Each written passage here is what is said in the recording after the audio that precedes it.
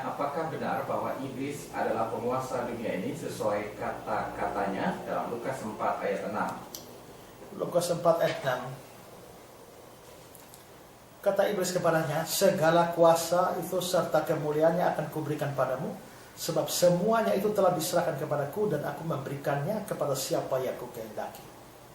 Nah, pertanyaan saudara adalah, apakah benar bahwa iblis adalah penguasa dunia ini sesuai kata-katanya dia dalam Lukas pasal 4 ayat 6 ini?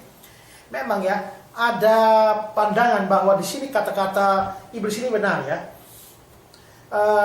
Kalau dikatakan bahwa dia mengatakan semuanya telah diserahkan kepadaku dan aku memberikan kepada siapa aku kehendaki, kelihatannya dia adalah penguasa. Dan Paulus kelihatannya menyebut setan secara demikian. Di dalam Efesus 2 ayat 2, Paulus menyebutnya sebagai penguasa kerajaan dan kuasa. Demikian juga dalam Efesus 6 ayat 12 dikatakan pemerintah-pemerintah melawan penguasa-penguasa, melawan penghulu-penghulu yang gelap. Di sini setan atau iblis itu disebut sebagai pemerintah, sebagai penguasa, sebagai penghulu dunia yang gelap. Jadi kelihatannya Paulus memang menyebut setan sebagai penguasa dari dunia ini.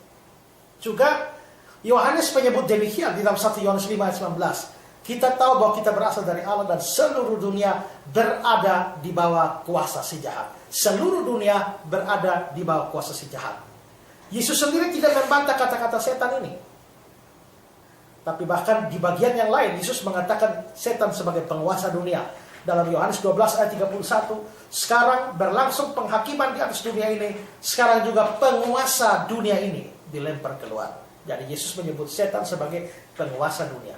Dalam Yohanes 14 ayat 30 juga sama. Penguasa dunia ini, Yohanes 16 ayat 8 dan ayat 11, Yesus juga mengatakan tentang penguasa dunia ini, dan itu mengacu kepada setan. Sehingga ada pandangan bahwa memang benar kata-kata setan di dalam Lukas pasal 4 itu benar, bahwa dia memang punya kuasa atas dunia ini. Tetapi ada pandangan yang mengatakan tidak, itu tidak benar, kata-kata setan itu tidak benar. Itu merupakan semacam sebuah penipuan. Dasarnya adalah ayat-ayat yang tadi dikatakan Efesus 2 ayat 2, Efesus 6 ayat 12, 1 Yohanes 5 ayat 11 itu hanya menunjukkan bahwa setan memang mempunyai kuasa atau mempunyai pengaruh yang besar di dunia ini, khususnya di antara orang-orang tidak percaya. Setan mempunyai pengaruh. Lalu dalam Yohanes 12 ayat 31, Yohanes 14 ayat 30, Yohanes 16 ayat 11, di mana Yesus menyebut iblis sebagai penguasa dunia ini, itu memang dia adalah penguasa, tetapi dia tidak dalam pengertian penguasa yang mutlak, itu tidak. Karena kalau kita melihat kata-kata Yesus dalam Yohanes 12 ayat 31, sekarang berlangsung penghakiman atas dunia ini, sekarang juga penguasa dunia ini. Yesus menyebut iblis sebagai penguasa dunia ini, tapi ada lanjutannya, akan dilempar keluar. Kalau dia memang penguasa, bagaimana dia bisa dilempar? Kalau dia bisa dilempar, bagaimana dia mempunyai kuasa yang mutlak? Jadi memang dia punya kuasa, tapi tidak mutlak. Lalu Yohanes 14 ayat 30. Tidak banyak lagi aku berkata-kata dengan kamu, sebab penguasa dunia ini datang. Yesus menyebut iblis sebagai penguasa dunia, tapi lalu dilanjutkan, dan dia tidak berkuasa sedikit pun atas diriku. Kalau iblis memang penguasa dunia, mengapa dia tidak bisa menguasai Kristus? Berarti dia di bawah Kristus. Lalu Yohanes 16 ayat 8 dan 11. Dan kalau ia datang, kalau Roh Kudus datang, dia akan menginsafkan dunia, akan penghakiman, karena penguasa dunia ini telah dihukum. Kalau dia dihukum, tentu dia kuasanya tidak mutlak.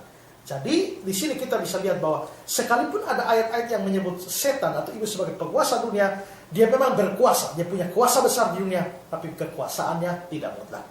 Kita lihat juga bahwa berkali-kali Yesus mengusir setan-setan, dan juga Yesus berkata bahwa setan-setan adalah pendusta. Jadi sebenarnya apa? Sebenarnya penguasa atau pemilik alam semesta ini sebenarnya bukan setan. Itu adalah Tuhan sendiri. Dalam Mazmur 24 ayat 1, Tuhanlah yang mempunyai bumi serta segala isinya, dan dunia serta yang diam di dalamnya. Dan Tuhan tidak pernah kehilangan kontrol atas alam semesta ini.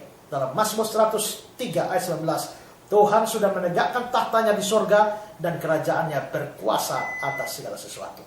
Nah, dari semua ini bisa disimpulkan bahwa di dalam menggoda, setan memang seringkali berusaha untuk menipu atau dia berdusta.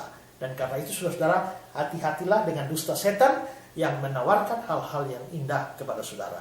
Setan memang berkuasa atas dunia ini, tapi dia bukan penguasa secara mutlak. Dia hanya mempunyai kuasa besar, tapi kendali utama seluruhnya tetap ada di tangan Tuhan.